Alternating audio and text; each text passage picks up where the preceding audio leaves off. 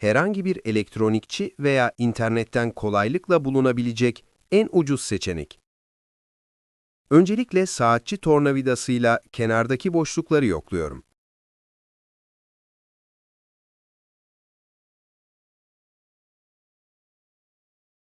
Daha sonra özenle katmanlarını soyduğum banka kartımın ince sert plastik kısımlarını kullanarak kenardaki plastik tırnak ve dişlere ulaşmaya çalışıyorum. Sabırla ve titizlikle acele etmeden sürekli gevşeklik arayarak ilerliyorum.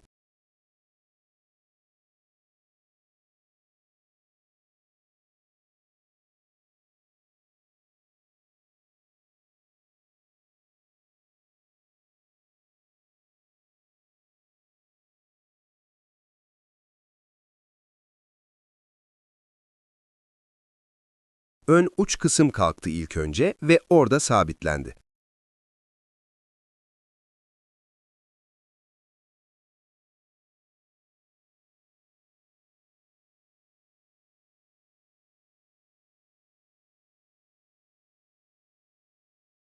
Kartla yanlamasına iç kısımlara tamamen sokmadan tırnakları ayırmaya çalışıyorum.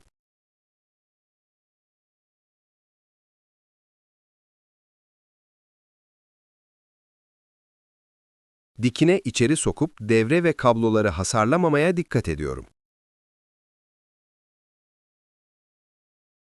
Buralarda biraz sinirlenmiş olabilirim.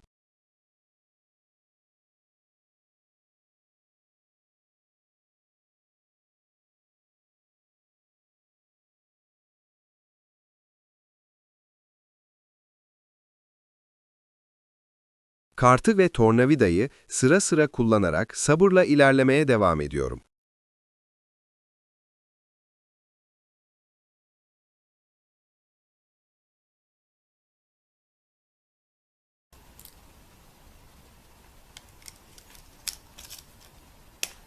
Ve sonunda, bu çat sesi kırılma sesi değildi bu arada.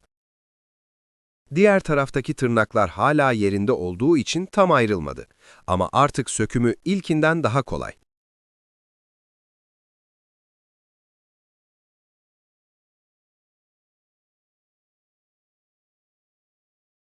Anahtarı evde unutup dışarıda kalınca kapı dilini ittirmeye çalışmak gibi tutan yerleri ittirerek ayırmaya çalışıyorum.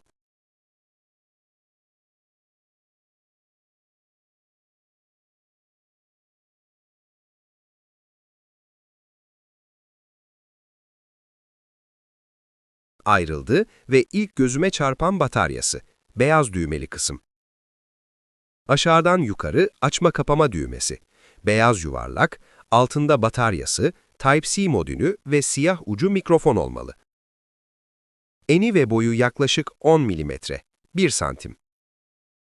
Alttaki hareketli sıfır çizgisinin cetveldeki hizası yaklaşık milimetre ölçüsüdür. İnç olarak aynı şekilde yukarıdaki hareketli kısımdaki sıfır çizgisinin cetveldeki karşılığı yaklaşık ölçüyü verir. Kalınlık 6 milimetre, yani 0,6 santimetre. Bu kumpas, milimetremin %5'i hassasiyetinde ölçü alabiliyor. Yani kalınlığı aslında 6,25 milimetre. Ama bize bu ölçüler yeterli. İç çapı 11 milimetre. Dikey boşlukta yaklaşık 18-19 milimetre, yani içindeki bataryadan daha büyük bir batarya kullanabilecek boşluk var. İnternetten ölçülerini kolayca bularak sipariş verebiliriz.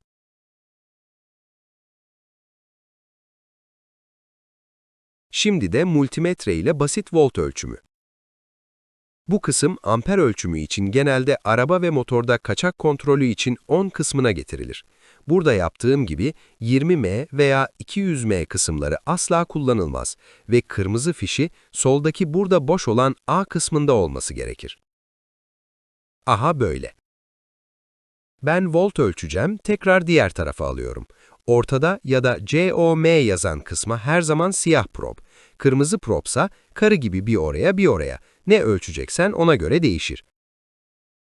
Değiştirmezsen böyle bir sigortası var, patlar. Burada fused yani sigortalı demek en fazla 250 volt ve 10 saniye dayanır. Yoksa sistemi korumak için patlar diyor. Volt kısmı için de yine sigortalı Cat 2 ev elektriği küçük aletler anlamına geliyor ve en fazla 600 volt uyarısı var. Buradaki 200 mA max uyarısı sizi yanıltmasın. Buradan asla amper ölçmüyoruz. Ölçmeye kalkarsan muhtemelen kesin 200 mA'yı geçer ve sigortayı patlatırsın. Bu cam sigortanın biri sağda, biri solda. Ben amperdeyken volt ölçmeye çalışıp birini patlattım. İçerisinde 25 ampere dayanabilecek kalınlıkta tel var. Yaklaşık 0,20 milimetre kalınlığında olduğu el kitabında.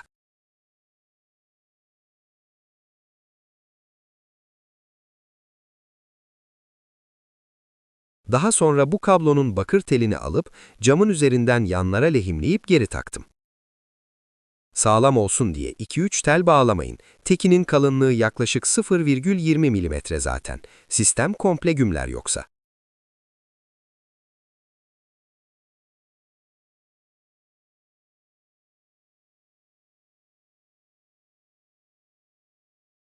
Genelde şarjlı bataryalar 3,7 volt olur. Bitince 3,5 volt, civarı doluyken 4,0 volt civarı gösterir. Ben açmadan şarj etmiştim. Bu arada batarya ve pil için DC 20 voltta ve kırmızı probun yine volt yerinde olduğuna dikkat. Kabaca nerelerden ses aldığına bakıyorum. Mübarek sanki her yeri mikrofon gibi ses alıyor.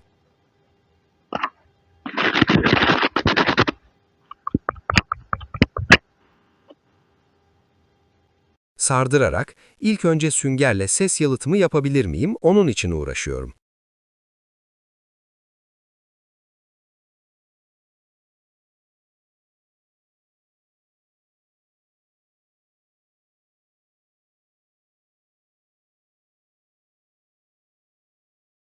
Burada biraz sıvı conta kullandım. Bu büyük bir hataymış. Ses yankısını artırır ve çıkardığı gazlar devrelere zarar verebilirmiş.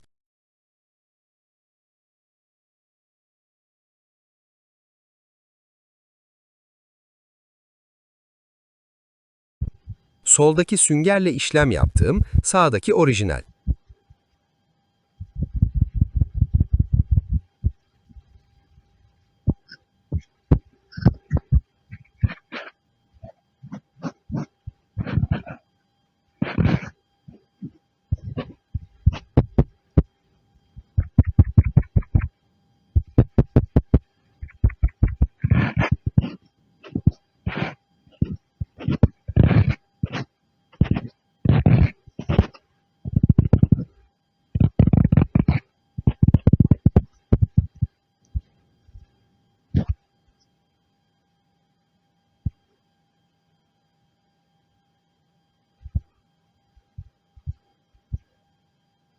Burada tornavida izleri görülüyor. Bu tertemiz.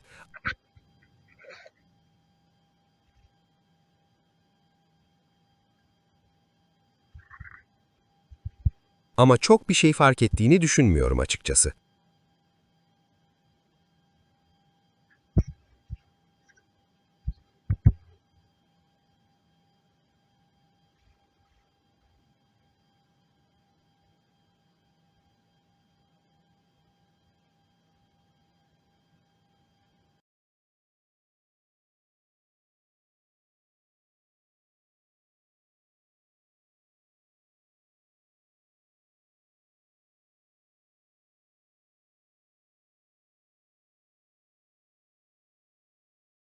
Bendeki mikrofon süngerleri çok gevşekti.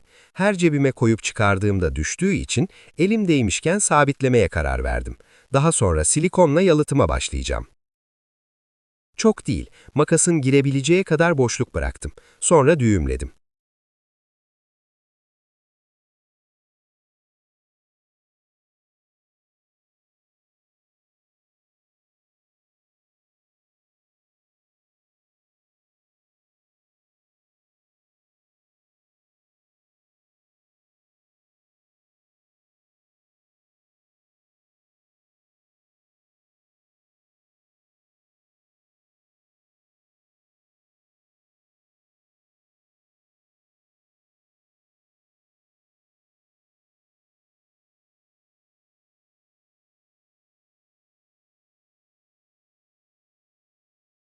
Zorlamadan, tatlı sert.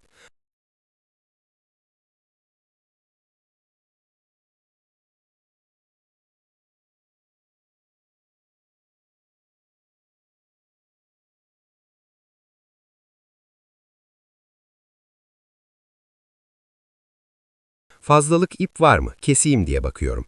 Ama düğüm bu galiba. Kesersem kopar.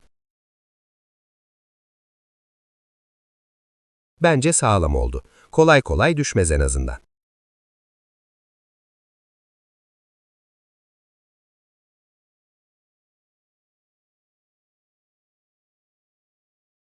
Evde bulduğum akrilik %7,5 esnekliği olan silikonu deniyorum.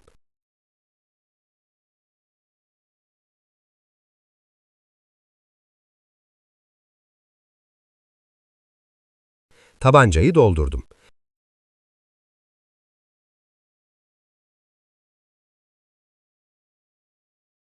Şimdi sıkıyorum.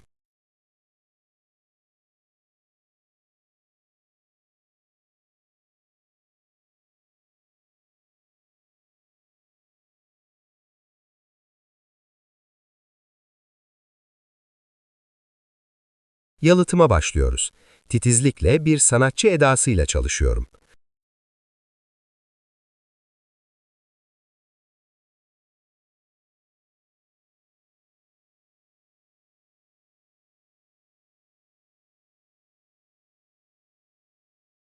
Bataryanın geleceği kısmı boş bırakıyorum.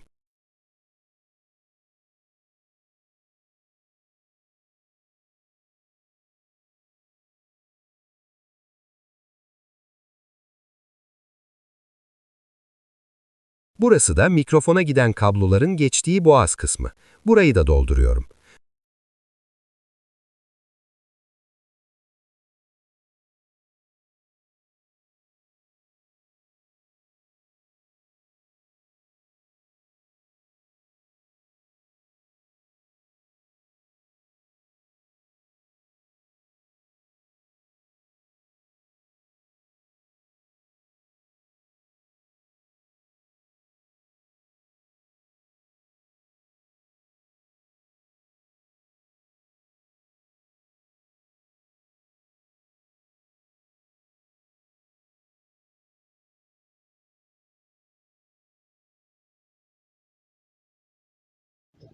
Bu sefer sağdaki işlem yaptığım mikrofon ışığı da silikondan dolayı daha parlak yanıyor. Galiba ışığı yansıtıyor.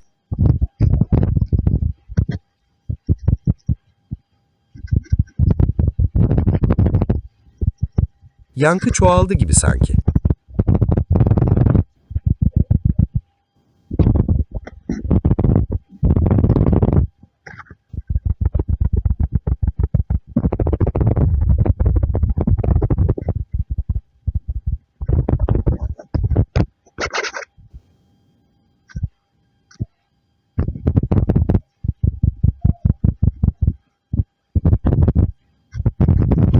Hayda, bu ne lan?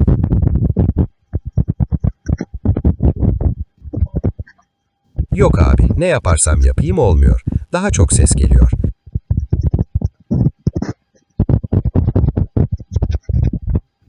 Hay ben senin gibi mikrofonum.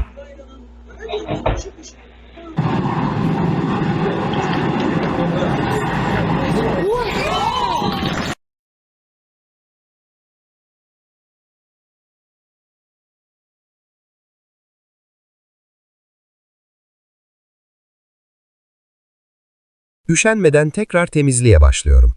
Bu arada %7,5 esneklik hiç iyi değilmiş. Kuruyunca sertleşir, sesi de yansıtırmış. Hele akrilik silikon ses izolasyonu için asla kullanılmazmış. Neyse, yalıtım için en iyi maddenin nötr silikon ya da akvaryum silikonu olduğunu öğrendim. Bu arada Adana'daki hiçbir hırdavatçıda akvaryum silikonu bulamadım. Real AVM'de Koçtaş'ta buldum. Bu mikrofonları da benim gibi elektrikçilerden sormayın. Onlar avize falan satıyor. Elektronik olacak, bilginiz olsun.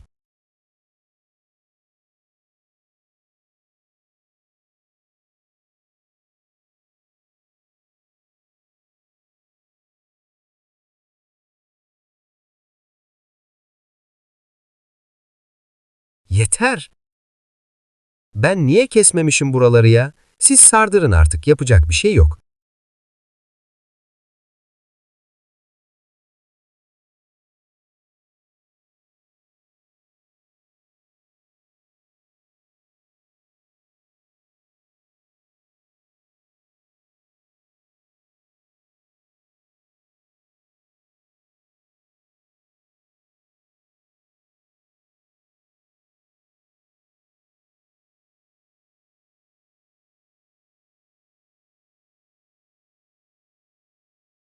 Evet, son hali.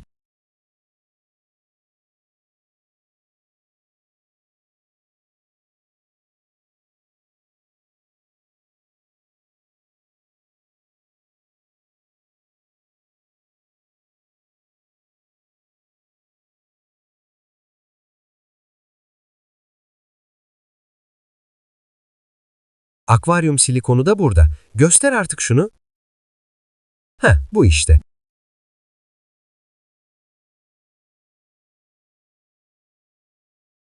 Yine başladık sanat yapmaya. Hadi bakalım.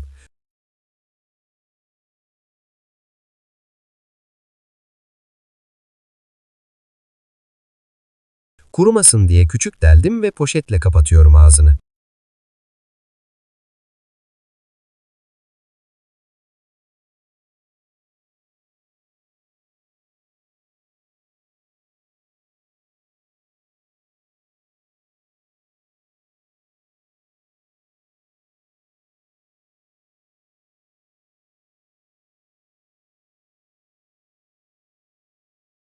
Yine aynı hikaye. Sil baştan. Diğeri daha kolaydı. Bu sümük gibi uğraştırdı biraz. Aman olsun da gene rezil olmayalım. Boğaz kısmına daha çok sürüyorum ki gırtlaktan yukarı ses geçmesin.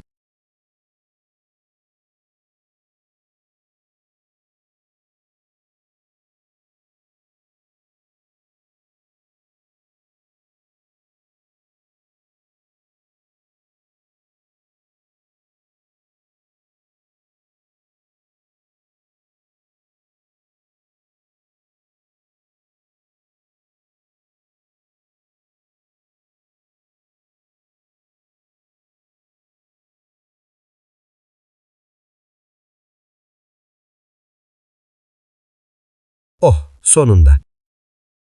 Bu arada silikonu biraz bekledim. Sırılsıklamken koymuyorum mikrofonu içeri, ona göre. Silikonlu olanın yine ışığı parlak. İnşallah sesi de antik tiyatrodaki gibi yansıtmıyordur. Sanki daha iyi.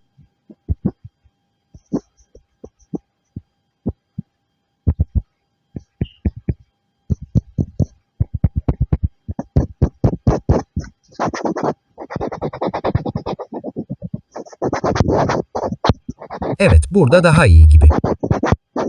Yine de bariz bir fark olmadı bence.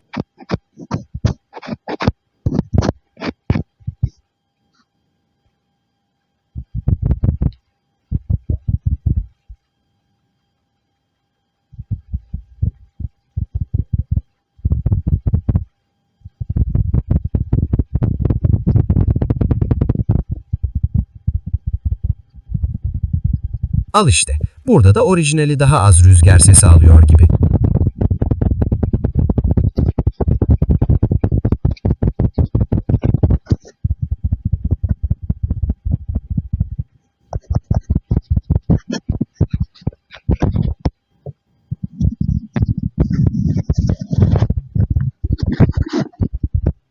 Test 1 2 3 1 2 3 1 2 3 4 5 6 7 8 9 10 1 2 3 4 5 6 7 8 9 10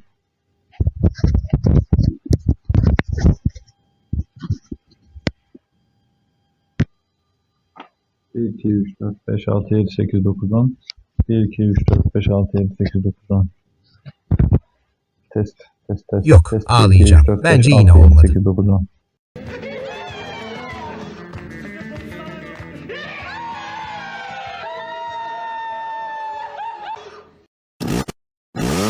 Kelleyi gövdeden ayırma zamanı geldi. Jileti ocakta ısıtıp boğazından silikon doldurduğum kısma eriterek ayırıyorum. Jilet ince olduğu için daha hassas çalışmama izin veriyor.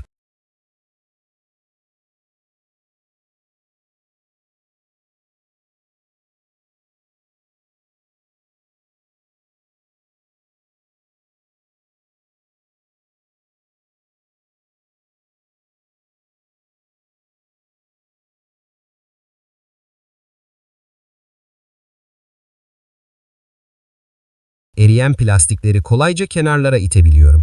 Buradaki hareketinden sert plastiğin tamamen gövdeden ayrıldığını görüyorum.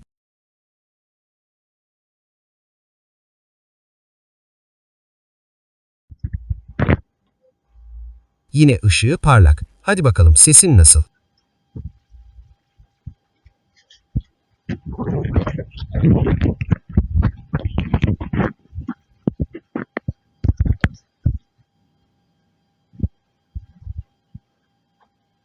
Allah Allah, ses yok mu?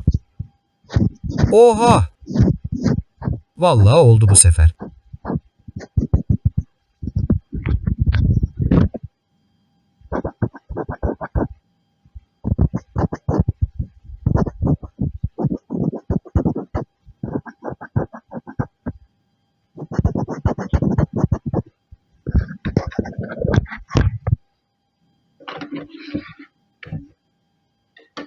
Tornavida testi. Sanki birebir yankısız gibi tıklamalar. Bundan biraz yankılı.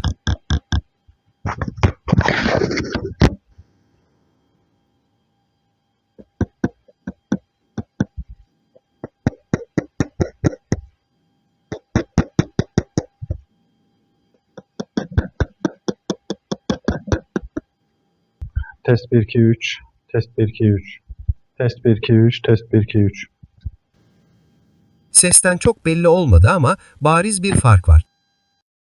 Son olarak kestiğimiz açıklığı ses yalıtımında kendisini ispatlamış silikonla kapatıyorum.